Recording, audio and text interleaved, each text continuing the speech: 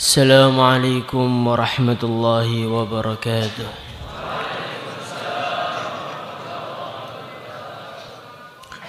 إن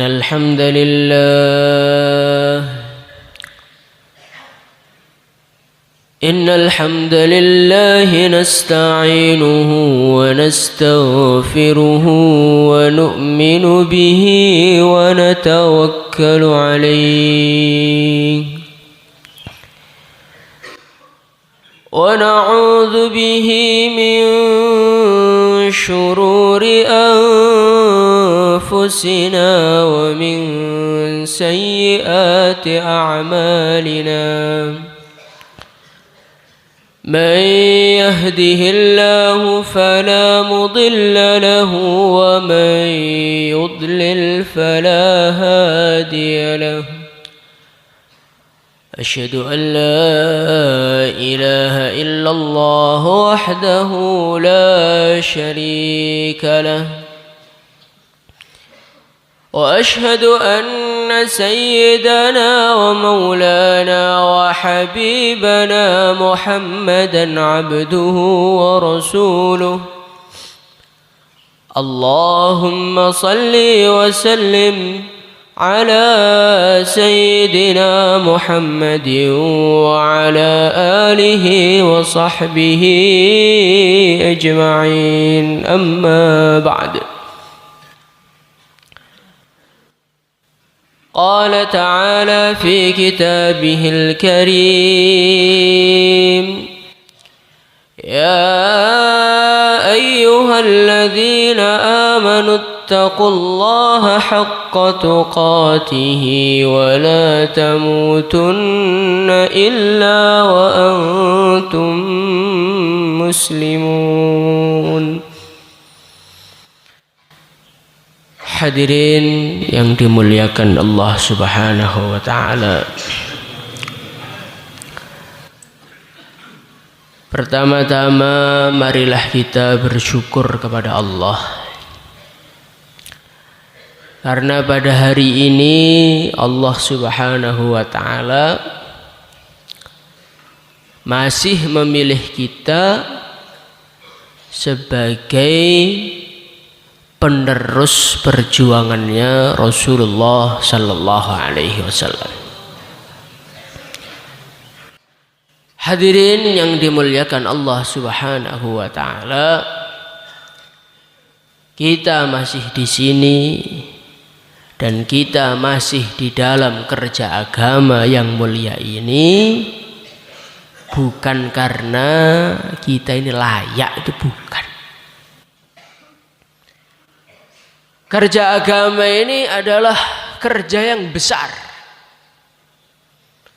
Karena kerja agama ini kerja yang Allah Subhanahu wa taala berikan kepada seorang manusia.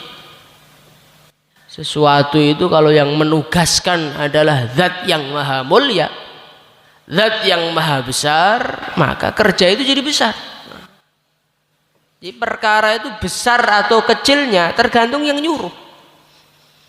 Kalau anak kecil yang nyuruh, maka ya tidak ada nilainya apa-apa. Kalau yang nyuruh itu adalah seorang lurah, maka sak besar-besarnya ya paling pengaruhnya satu kampung.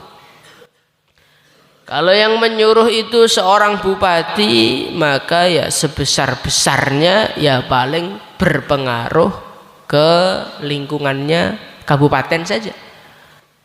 Kalau yang menyuruh itu seorang presiden, ya pol-polnya satu negara saja. Tapi kalau yang menyuruh Allah Subhanahu wa taala, penguasa alam semesta, penguasa langit, penguasa bumi, maka pengaruh dari perintah itu ya seluruh alam semesta. Wa ma arsalnaka illa rahmatan lil alamin. Allah berfirman, tidaklah aku mengutusmu wahai Muhammad. Tidaklah aku mengutusmu, berarti Nabi itu ditugasi oleh Allah. Ketika tugas itu yang memberikan Allah Subhanahu wa taala, hasilnya apa? Rahmatan lil alamin, pengaruhnya itu untuk seluruh makhluknya Allah. Para mufassirin mereka mengatakan al-alam huwa kullu ma siwallah. Alam itu adalah segala sesuatu selain Allah. Jadi penugasan Allah kepada baginda Nabi ini pengaruhnya kepada semua makhluk Allah apapun bentuknya. Mulai tumbuh-tumbuhan, mulai hewan, manusia, jin, kucing, sapi, kerbau, langit, bumi, ikan-ikan yang ada di laut, para malaikat, para bidadari, perkara yang ada di surga, perkara yang ada di neraka, semuanya mendapatkan rahmat asbab dari terutusnya baginda Nabi Muhammad sallallahu alaihi wasallam. Jadi tugas memperjuangkan agama ini tugas dari Allah. Karena yang memberikan tugas ini adalah Zat yang Maha Besar, maka tugas ini pengaruhnya pasti besar. Hadirin yang muliakan Allah Subhanahu wa taala, tugas dakwah ini adalah tugas yang besar dan diberikan oleh Allah kepada orang-orang besar. Ini pekerjaan yang akan kamu buat ini. Dulu yang mengerjakan itu bukan orang-orang seperti kita. Yang mengerjakan itu orang-orang yang dekat kepada Allah. Orang-orang yang tidak pernah bermaksiat walau tarfata ain, walaupun sekejap mata pun mereka tidak pernah. Itulah para nabi, para rasul. Jadi yang pemegang agama, yang menyebarkan agama, yang menyampaikan agama kepada umat dulu ini sama sekali orang-orang tidak seperti kita. Orang-orang soleh, orang-orang yang tahan lapar, orang-orang yang tahan haus, orang-orang yang ada di otaknya itu cuma satu, bagaimana Allah ridha kepada saya.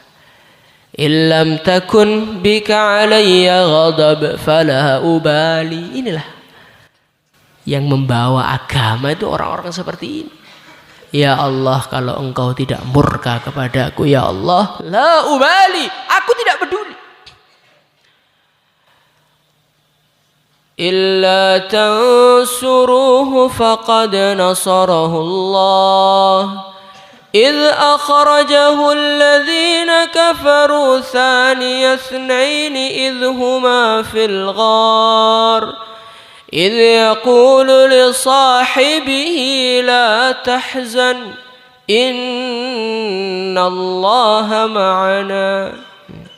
Ini yang membawa agama itu orangnya seperti ini. Seorang manusia yang ketika dia ditakut-takuti oleh makhluk yang begitu kuat, apa yang dia katakan? La tahzan, innallaha ma'ana. Hai Abu Bakar, jangan bersedih karena Allah bersama kami. Yang membawa agama itu adalah seorang manusia yang ketika depannya lautan, belakangnya Fir'aun, dia mengatakan kalla inna ma'iya rabbi sayahdin. Seorang manusia yang keyakinan ma'iyatullah betul-betul menancap di dalam hati, sehingga keadaan yang begitu mengerikan sama sekali tidak mengesankan beliau. Beliau mengatakan sekali-kali tidak, inna ma'iya rabbi sayahdin, sesungguhnya aku bersama Allah. Sayahdin, Allah pasti akan memberi petunjuk kepadaku. Jadi yang membawa agama zaman dulu itu orang-orang bersih, orang-orang yang tidak pernah bermaksiat, dan orang-orang yang tidak ngantuan seperti kita ini. Kita ini dakwah gerak saja belum sudah ngantuk. Bagaimana gerak kita mau memberi hidayah? Maka kita renungi ini teman-teman semua. Kerja dakwah itu dulu bukan diberikan kepada para pendosa seperti kita. Kerja dakwah ini kerja yang luar biasa. Allah berikan kepada orang-orang yang luar biasa dan menghasilkan perkara-perkara yang luar biasa. Coba kita bayangkan, Nabi itu lahir di mana? Lahir di mana baginda Nabi? Untung tahu kamu. Baginda Nabi Muhammad sallallahu alaihi wasallam dilahirkan di kota Mekah. Apakah kita tahu keadaan Mekah itu bagaimana? Keadaan Mekah itu wadin ghairi dzi zar'in. Satu tempat yang sangat tandus, satu tempat yang jauh dari peradaban manusia. Satu tempat yang dikatakan sebagai pusatnya ummi, orang yang nggak bisa baca, nggak bisa tulis. Jadi Nabi itu dilahirkan di satu tempat yang sangat-sangat desa, sangat-sangat terpencil, dan orang-orangnya adalah orang-orang yang ganas, orang-orang Arab, sehingga negara-negara Romawi, negara-negara Persia tidak tertarik untuk menjajah kota Mekah. Maka kalau hitung-hitungan otak, susah perkara kebaikan itu tersebar ke seluruh alam itu susah. Tetapi karena ini adalah kerja yang dicintai oleh Allah, dan yang membawa kerja ini adalah orang-orang yang dicintai oleh Allah, maka Madinah, Makkah menjadi qaryatun ta'kulul qura, satu desa yang kecil yang menghabiskan semua desa yang ada di alam semesta. Teman-teman semua yang dimuliakan Allah SWT, mereka menyebarkan agama tidak lewat televisi. Mereka menyebarkan agama tidak melalui media sosial, tidak melalui pesawat. Mereka keliling ke seluruh dunia dengan menggunakan kaki dan kuda dan onta saja. Hadirin yang mulia, kerja yang begitu sederhana tapi dibarokai oleh Allah. Sebelum media sosial ada, sebelum pesawat ada, sebelum kendaraan-kendaraan super cepat ada, agama sudah sampai di pelosok-pelosok desa. Hadirin yang mulia, coba kita pikir, coba kita renungin. Indonesia ini sudah masuk Islam 500 bahkan 600 700 tahun yang lalu. Fi riwayatin malah sebagian sahabat sudah ada yang pernah ke Indonesia. Coba kamu bayangkan. Ini kalau tidak kerja yang barokah nggak mungkin. Loh, kita saja loh yang pesawat sudah ada, kapal sudah ada, keluar dari Indonesia aja belum pernah. Ya karena nggak pernah dakwah sih, jadinya begitu. Nggak pernah dakwah, duitnya untuk beli baju, duitnya untuk beli HP, untuk beli makanan, ya akhirnya muter aja. Pusat pasar, nah, sunan kiri sungai, nah, gitu aja. Karena nggak ada pikir agama. Maka kita ini harus pahami agungnya kerja ini, insya Allah ya. Datangkan kebaikan di seluruh dunia, inilah dakwah.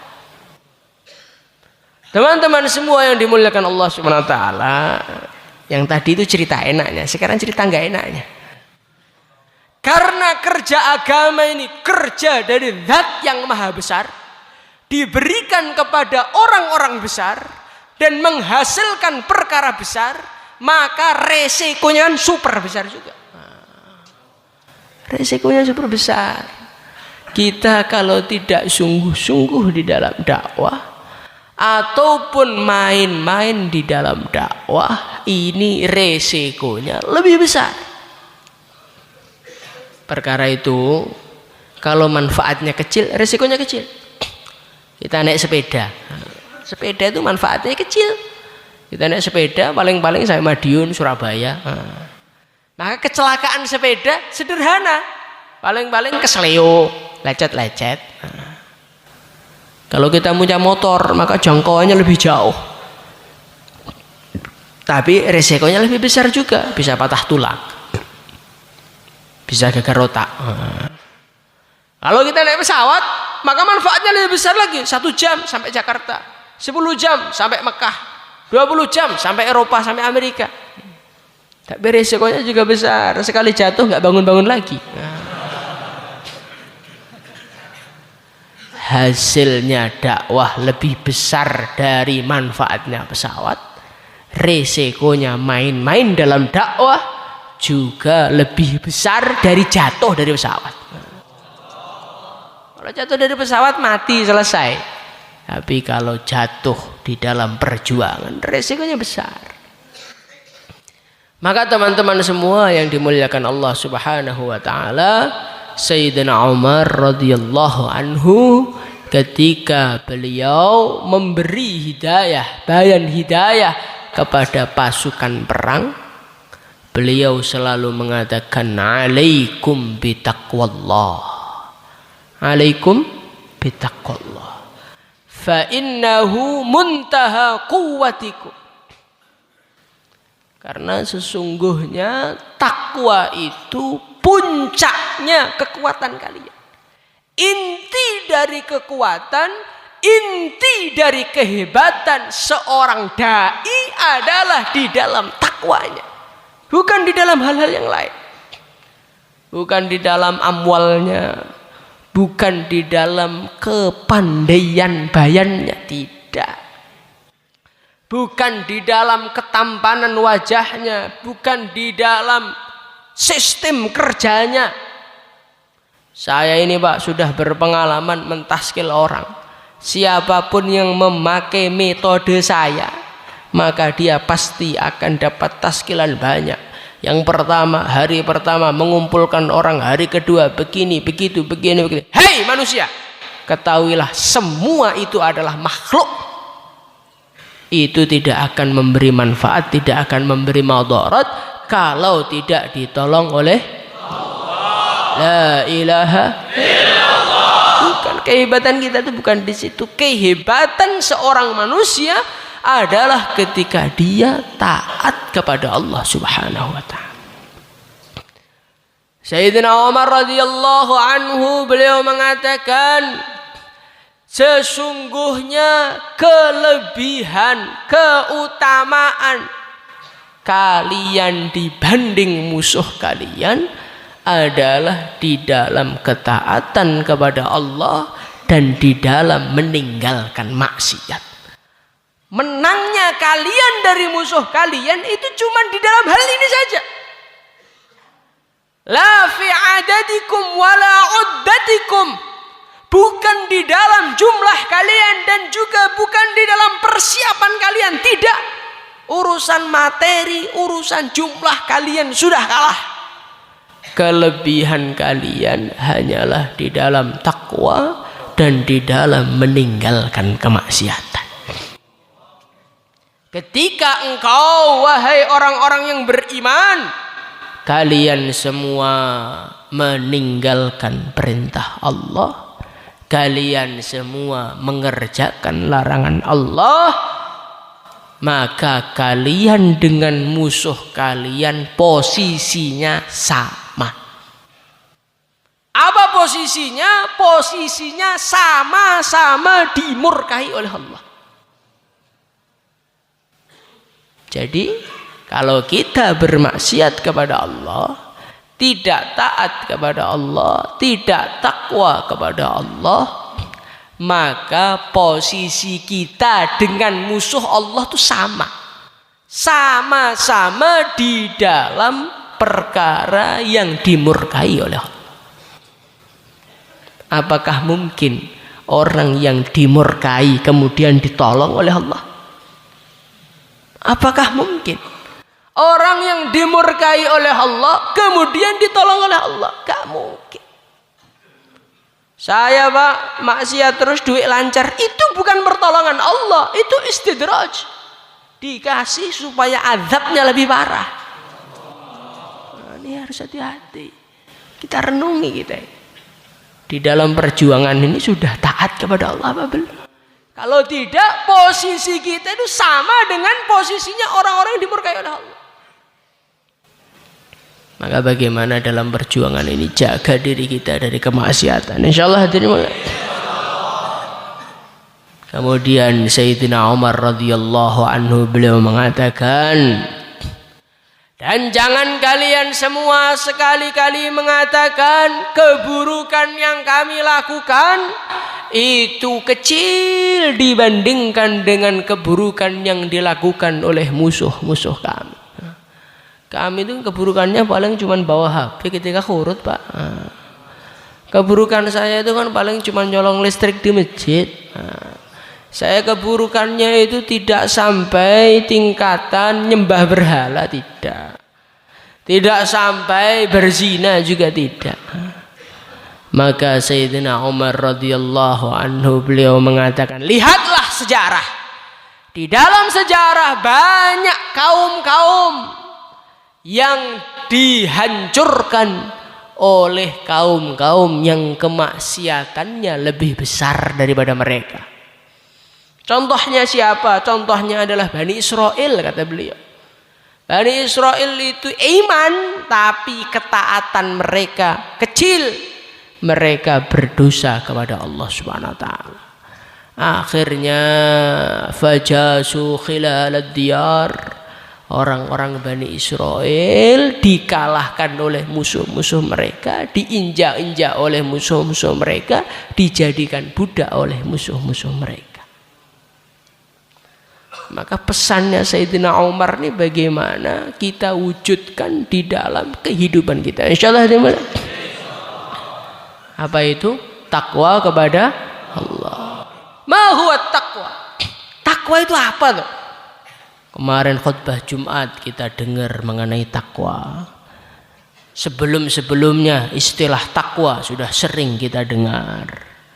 Jadilah santri yang bertakwa, itu juga sering kita dengar. Kalau orang tahfidz pernah itu membaca Al-Quran, walau anna ahlal qura amanu wattaqaw lafatahna alaihim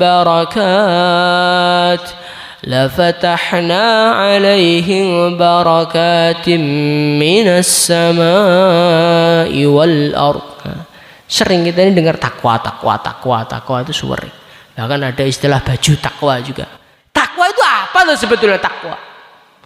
Su'ila Abu Hurairah radhiyallahu anhu 'anit taqwa.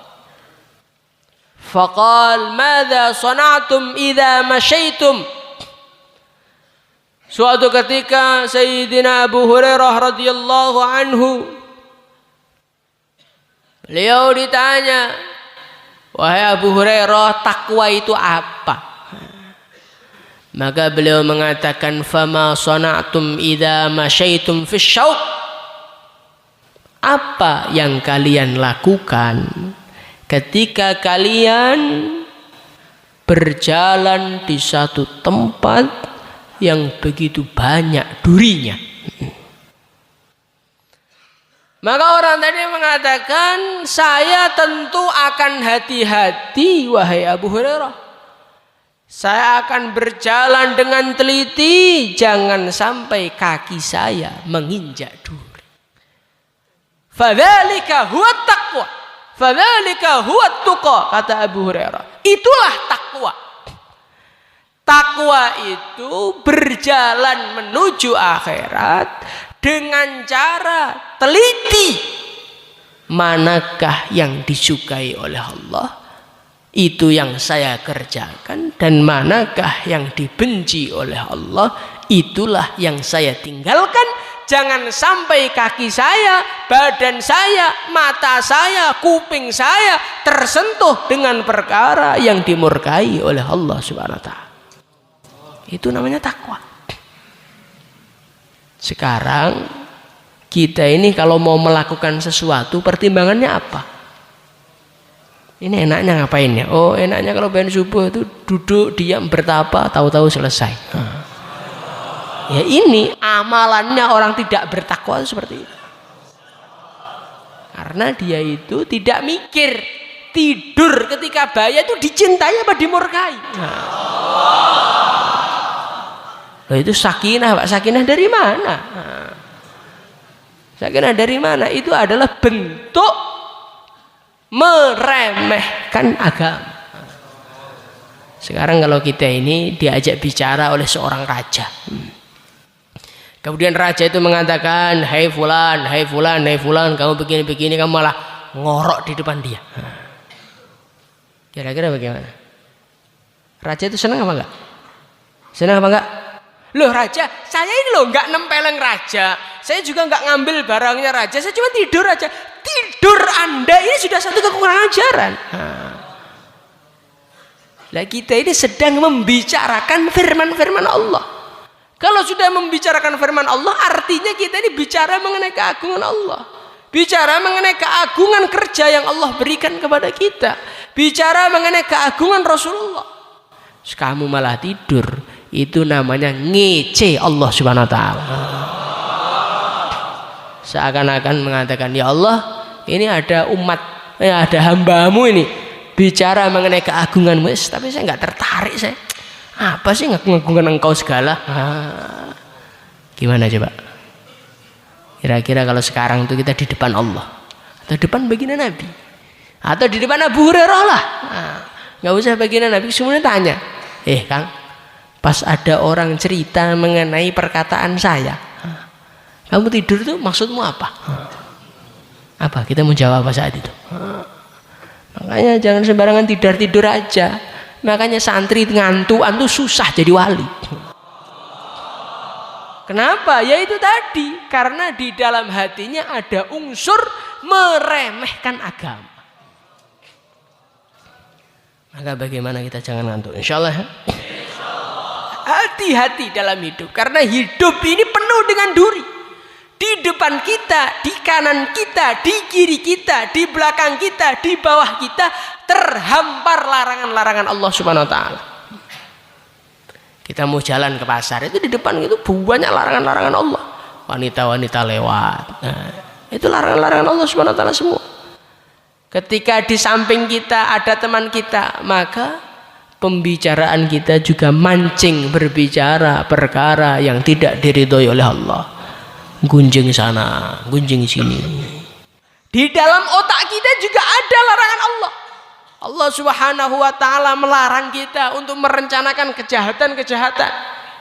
Di dalam satu hadis Rasulullah sallallahu alaihi wasallam, dalam kitab Majrur Rabih, beliau mengatakan kurang lebihnya, baginda Nabi beliau mengatakan, nanti ketika puasa Ramadan itu ada orang-orang yang puasa Ramadan belum datang, dia sudah mendapatkan pahala. Kenapa? Karena dia sudah merencanakan kebaikan-kebaikan. Nanti Ramadan saya akan tahajud, Ramadan saya akan istighosah, Ramadan saya akan puasa, Ramadan saya akan tarawih 30 juz. Nah, maka dia belum masuk Ramadan, dia sudah mendapat pahala. Ada orang, kata Nabi, kurang lebihnya dia belum masuk Ramadan, dia sudah mendapatkan dosanya Ramadan. Kenapa? Karena dia sudah merencanakan kejahatan. 15 Ramadan mau beli HP. Ini kalau engkau ini sudah nabung mulai sekarang, setiap uang kita masukkan itu dosa semua. Gimana coba? Nanti perpulangan ini saya akan ngulur ke sana. Kalau perpulangan masih lama, khurutin loh, khurutin. Sebagian kalian ketika mendengar rute Wakatobi, rute Makassar, rute Lombok, itu yang di kepalanya bukan taskilan itu. Kepalanya lautnya yang bagus mana, dalilnya nanti siapa, teman saya yang sekitar sana siapa. Anda masih tengah bayan hidayah, cucuran dosa sudah dimasukkan di rekening Anda. Gimana coba? Kita renungi ini. Kita ini di depan kita, belakang kita ini terhampar larangan-larangan Allah. Maka bayangkan di dalam hidup kita ini sedang berjalan di tengah duri. Maka berhati-hatilah sebelum melangkah, sebelum berbuat, sebelum berbicara. Ini pembicaraan saya diridhoi Allah apa tidak? Ini langkah saya diridhoi Allah apa tidak? Ini gerakan saya dicintai Allah apa tidak? Makanya baginda Nabi beliau mengatakan al-mu'minu waqaf. Orang beriman itu adalah waqaf, orang yang banyak menahan dirinya. Kenapa? Karena di otaknya ada keagungan Allah. Di otaknya ada ketakutan akan murka Allah. Maka dia itu jalan hati-hati gitu. Mau makan dipikir. Sahabat kan, suatu ketika itu beliau rombongannya mampir ke satu daerah. Maka mereka mengatakan, kami ini adalah musafir. Kamu pengen jadi tamunya orang sini, pengen dihormati. Maka orang kampung tadi mengatakan, halah sopo tuh iki, gak kenal njaluk mangan. Istilahnya orang Temboro ini, Temboro yang khidmat nih, enten mboten yang Boro nih. Oh, yang setunggal tok, masya Allah. Hadirin yang mulia, ringkas cerita, mereka itu nggak mau ngidmatin para sahabat, itu nggak mau. Akhirnya para sahabat, ya sudah, kalau kalian nggak mau kita lanjut jalan lagi. Pas lanjut jalan itu ketua sukunya itu, kepala sukunya itu digigit sama ular atau digigit sama kalajengking. Maka orang-orang kampung kebingungan, nggak karu-karuan. Ini mestinya kualat nih sama orang-orang minta kita jamu tadi. Datang ke sana minta suuk. Akhirnya jamaahnya para sahabat tadi kejar, langsung mereka mengatakan, ini kepala suku kami ini kesengat. Bahaya begini mau mati ini, bagaimana ini? Minta pertolongannya, minta maaf gini. Gampang. Wani piro. Wani piro kamu itu. Nah, ini disinilah dalilnya bayan apa, ada tarifnya itu, ada dalilnya juga kan. Nyewa orang ada tarifnya itu, ada dalilnya juga. Jangan kamu gunakan pas huruf, bahaya nanti. Nah ini, maka sahabat mengatakan, saya mau nyuwuk dengan syarat kamu harus memberikan saya kambing sekian. Ya oke, deal. Maka sahabat tadi bacakan Al-Fatihah, langsung sembuh, tak tersisa penyakitnya. Maka ketika sudah dapat kambing, sahabat itu malah bingung. Gimana ini? Halal apa enggak ini? Wes gini aja, bawa ke baginda Nabi dulu, jangan dimakan dulu. Nanti tanya Nabi, kalau halal baru kita makan. Nah, inilah namanya jamaah khurut yang dibarokai oleh Allah seperti ini. Orang-orang yang enggak asal makan. Mampir terminal, lihat bakso, beli. Mampir terminal, mie goreng, beli. Mampir terminal, sate, beli. Akhirnya haram semua masuk ke dalam perut kita. Nah, ini kita renungi. Loh, kita ini mau menyampaikan agama kok isi perutnya haram semua, itu bagaimana? Itu baru disikat dari segi fikihnya, dari segi halal haramnya, belum lagi dari segi kesehatannya itu bahaya apa tidak. Saus dimakan, kecap dimakan, sambal dimakan. Nah, akhirnya inna lillahi wa inna ilaihi raji'un. Seorang santri telah meninggal dunia di dalam khurutnya. Oh, masya Allah, ini barokah syahid. Terusannya gara-gara makan bakso di terminal, kan memalukan itu. Ini kita ini jangan sembarangan makan. Karena sudah banyak orang-orang kalangan santri, sudah 3 orang loh yang makan meninggal dunia gara-gara makanan-makanan nggak bersih. Ini dunia itu tempatnya asbab. Kita harus bicara mengenai asbab juga. Jangan main seperti taskil, la ilaha illallah, la yadurru wa la yanfa, sikat semua. Loh. La yadurru wa la yanfa, la yadurru wa la yanfa, sikat semua. Nah, kalau baca Quran itu yang komplit gitu loh. Allah sudah berfirman, khudhu hidrakum, berhati-hatilah. Maka kita ini harus hati-hati. Makan harus hati-hati. Halal enggak? Halal apa haram? Karena kita ini dalam perjuangan, keberhasilan kita dalam perjuangan ini tergantung amalan kita. Lah amalan kita ini tergantung bensinnya makanan itu. Maka di dalam perjuangan ini kita harus betul-betul berhati-hati. Bagaimana? Insya Allah ya. Harus betul-betul hati-hati. Ini makanan yang sehat apa enggak? Pertama, halal apa tidak? Yang kedua, sehat apa tidak? Ini kita pikirkan. Jangan sampai kerja-kerja kita dalam perjuangan ini terhambat gara-gara makanan yang tidak benar. Kalau kita ini teler, kenapa Pak? Habis jalan kaki 20 kilo, cari taskilan di sana, ya pantas, bagus. Kenapa ini? Anu Pak, kebanyakan makan sambal, masaknya lomboknya 30. Nah, akhirnya kamu nggak jadi dakwah gara-gara kamu sendiri. Ini kan adalah suatu kebodohan. Maka jangan menggunakan